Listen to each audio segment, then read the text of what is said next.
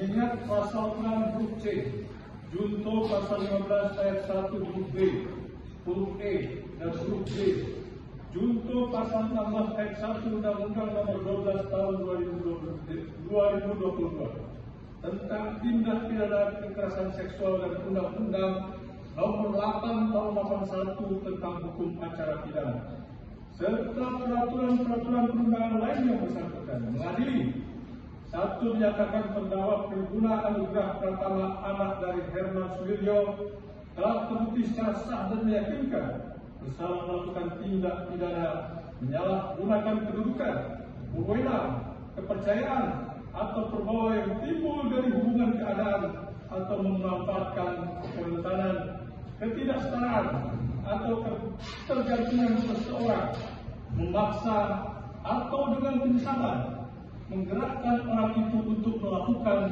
atau membiarkan melakukan persetubuhan atau perbuatan cabul dengannya atau dengan orang lain yang dilakukan oleh tenaga kesehatan, tenaga medis yang mendapatkan mandat untuk melakukan penanganan, perlindungan, dan pemulihan dilakukan lebih dari satu kali atau dilakukan terhadap lebih dari satu orang, dilakukan terhadap seseorang dalam keadaan pingsan atau tidak berdaya, sebagaimana pasal 6 huruf C, junto pasal 15 ayat 1 huruf B, huruf E, dan huruf C, junto pasal 16 ayat 1 Undang-Undang Nomor 12 Tahun 2022 tentang tindak pidana kekerasan seksual dalam dakwaan tunggal penuntut umum.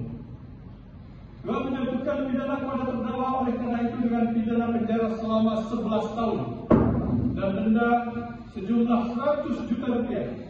Dengan ketentuan apabila denda tersebut tidak dibayar, maka diganti dengan pidana penjara selama 3 bulan. 3. Membebankan terhadap terdakwa Tribuna Anugrah Pratama, anak dari Herman Suwiryo, untuk membayar restitusi berdasarkan laporan penilaian restitusi dari LPSK dengan nomor register 5935 dan seterusnya. Laporan penilaian restitusi dari lembaga perlindungan saksi dan korban dengan nomor 5800, 5900 dan 5918. Tindak pidana kekerasan seksual atas nama korban dan total nilai kewajaran LPSK masing-masing: A.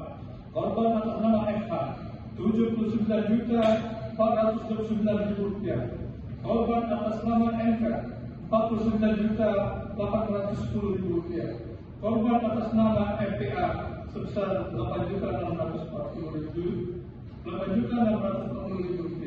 sehingga total restitusi yang dibayar oleh terdakwa kepada korban seluruhnya berjumlah Rp137.827.000. Menetapkan masa penangkapan penahanan yang telah dijalani terdakwa dikurangkan seluruhnya dari pidana yang dijatuhkan. 5. Menetapkan terdakwa tetap ditahan. 6. Menetapkan barang bukti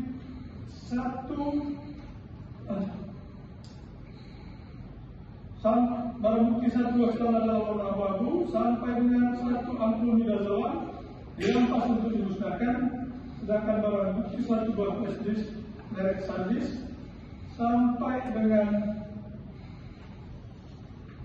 barang bukti 1 lembar keterangan status dokter reguler terlampir dalam berkas perkara, dan 7. Membebankan kepada terdakwa untuk membayar biaya perkara sejumlah Rp5.000.